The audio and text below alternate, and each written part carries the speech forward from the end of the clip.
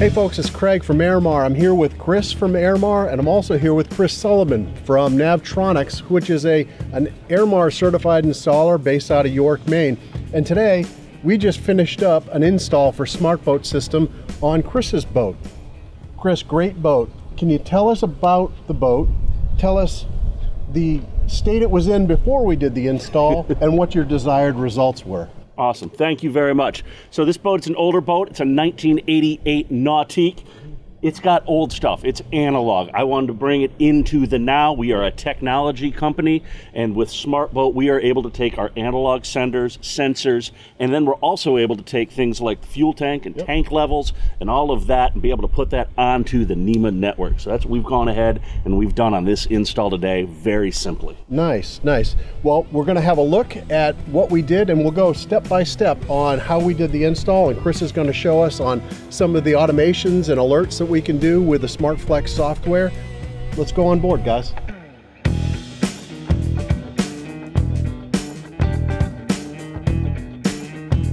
Welcome on board, guys. Now, this helm right here is fairly standard of a boat of this vintage. If you get on them, you're going to see analog gauges, and those have analog senders on them. A lot of time the sender is still good and the gauges start to go out on them, and we have to start troubleshooting, starting to figure out what's the ohm resistance, are they American, are they European, and what are those. Now with SmartBoat, if that sender is still good, we don't need those analog gauges. We don't have to find a replacement for that. We are able to then put them into our SmartBoat and bring them up onto our MFD like you see on a lot of the modern boats with the new engines. Some of the other things are we have a SmartFlex fuel sensor for the diesel fuel flow. We've gone ahead and we've set that up on here. We're going to get our fuel burn rates, in this case on each motor. And when we have that and we combine that in on Simrad with our speed, we are able to get our fuel economy and our fuel range. So now we can go out, we can run the boat, we can see what speeds we're running at and where are we most economical and how far can we get.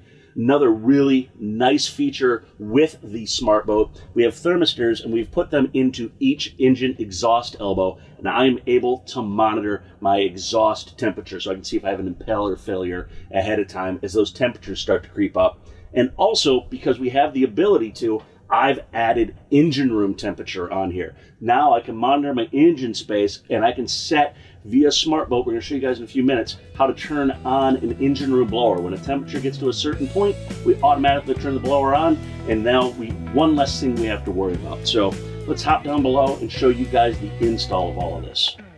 All right, now we are down in the engine room with our SmartBoat modules. As you can see, we actually had space here to mount both of them side by side, which makes it very easy. We can connect these via Wi-Fi to share the data between them. Or if you have a bigger boat, you can run Ethernet between them and connect them in that respect as well. So there's a lot of functionality in there. Now you're seeing these modules. We have a T1 module, and we have a T2 module. In this case, our T1 module, that's going to be monitoring our tank levels. On this boat, we have it going into both of our fuel tanks. We're actually using pressure senders on it, but we can monitor any fluid level with that, with the pressure senders on there, and configuring it through the web page, which we'll show you here shortly. And then on our T2s over here, this is where our thermistors are going in, and that's going to monitor our engine room temperatures, our exhaust temperatures, our genset temperatures, all of those kind of things. We also have our relays here, so if we want to turn on our engine room blowers, we can go ahead and do that from this, and if this, then that type of a scenario.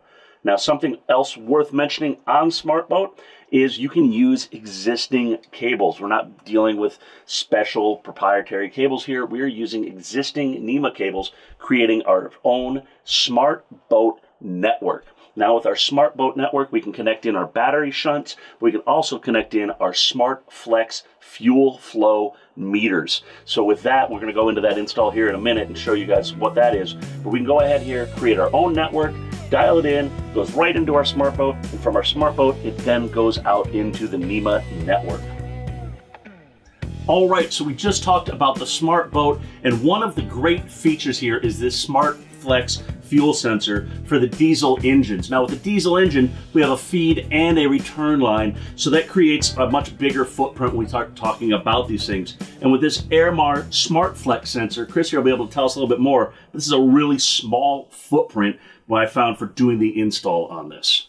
Yeah, exactly. That was the whole idea behind the design, was to be able to have an all-in-one unit. There was a small footprint, no need for any extra fuel sensors for the diesel, and then a gauge package to siphon that gauge, and then send wires, all this extra cabling. We all now have it in one package right here, small, the feed and return and differential. All these diesel flow sensors come in a range from 50 to 4,000 liters per hour.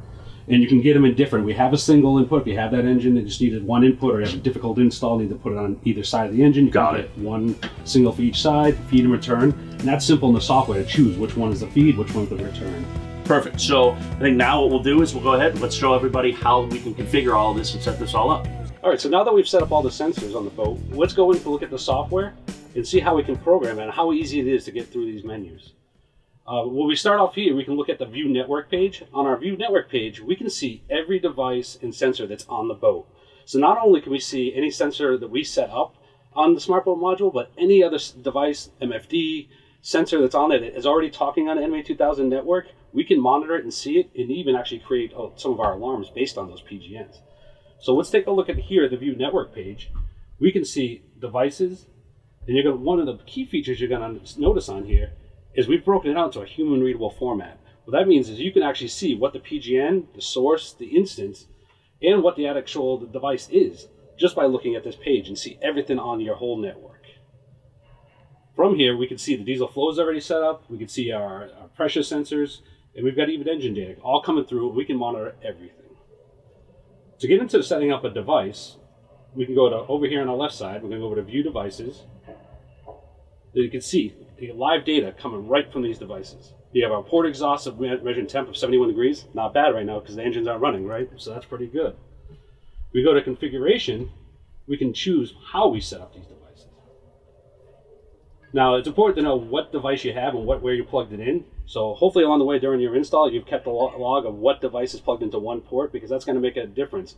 You want to make sure you know that if your exhaust temp is plugged into port B12, that you're going to assign that to the right place. So down here, we have our port exhaust as an example. If you can see, it's an easy drop-down menu. So whether you had a thermistor, a binary switch, a resistor sender, or a DC voltage, because we're on a T2 box, we can see and configure that input B12 for any type of device. Since it's a thermistor, we're going to stay with that. Now, once we're in this page, you can see it has a description. This is where you can set up your friendly description to tell you which one it is. In this case, we have two engines, so we want to know which exhaust we're talking to. So we named it port exhaust. That way we know that this device reports directly to that, and it's easy. When you look at the format, you look at that View Network page, you can see what that device is called. Now we can go down. There's a whole list of drop-downs of sensors out there.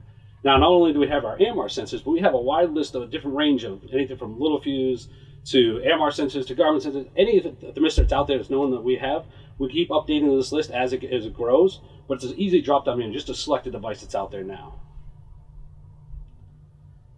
In here, you'll have your temperature ranges, so it's important to know what is the spec for that device. When you set it up the range, it's going to default to 0 to 100, but you may have a sensor, in this case, does 20 to 180. That's going to set it up to customize it to that spec. So it's important to know what the spec of the device is so you can customize it. If you go outside of the range, it's going to allow you, but no, you're not going to be within the tolerance of that sensor if you do that. And down below, we set up the device type. Here, we're setting up an exhaust type sensor, but you can choose any type of different device it is. If it's an engine room temp, or it's an exhaust temp, or it's a bait well temp, you choose what kind of sensor it is you're plugging in, because it doesn't know, but you're telling it what it is you're doing. In our next screen, since we're going to have multiple, right now is our first sensor. It's our first exhaust. We can name it instance 0. We know there's no other temperature out there. This is the first one that's been set up on the network. We had that View Network page to monitor and see if there's any other sensors out there with that temp and exhaust already out there. We know it's not, so we can just name this one 0, make sure we don't have any conflicts on that network.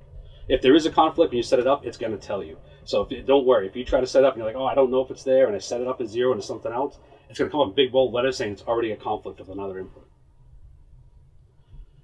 And the last one, you can choose the PGN we want to send. So whether it's 130316, which is our common standard PGN these days, but some older devices are looking for some of the, like a temperature 312. If you have a device that's looking for that, you can enable it and turn it on so you make sure you can see that on all your MFDs. And from there, we click Save. It sets up the device and we'll start reporting. Each box is going to do a quick restart every time, so when you see the numbers go to 0, don't worry, give it a few seconds. Each module is going to do a refresh. Once it does that, you can see the display starts outputting data. So now let's take a look at those diesel flow meters that we talked about earlier. Well, easy setup is the same as before. Since it's a digital sensor, as you can see on the screen here, when we go to configuration and digital sensors, they're automatically going to pop up. It's going to tell you the serial number, the model that's there. It's really easy to figure out what it is. What you got to do is to configure for what's engine you have it on, what's the type of configuration you have. So if we go to configure those sensors now, we can see that we have a drop down that tells us each meter. So we have meter 1, meter 2, and we can assign it which instance. So which engine is it on? Is it on engine 0 and engine 1? We've assigned it here. Since these are differential units, all it is a single sensor. We had talked about earlier in the video, if you had multiple locations that the sensors were tough to put a differential and you couldn't wire it there, we wanted to do 2 separate ones for a feed and return. You could do that in here. What you would set is as a dual sensor, and you would assign which sensor is your feed and which one is your return. But in most cases, you're going to want to do the differential. You can. It's all in one unit, compact, saving space for yourself. So once you've set it up for the engine, assign the serial number for each engine. It's as simple as clicking continue. And then here, you're going to get your engine parameters. So you can see some different dynamic engines, the 489, which is the most common engine and data parameter. You also have trip consumption 497. All these you can enable or turn off if you want to use them. But as simple as click Save Changes, because they're already enabled. And this, once again, this module is going to do a soft reset. Anytime you do any configuration changes, it's going to want to do a quick reset for you. But once it's reset, we can actually go over and click Digital Sensors on the left side here. Then go to fuel flow.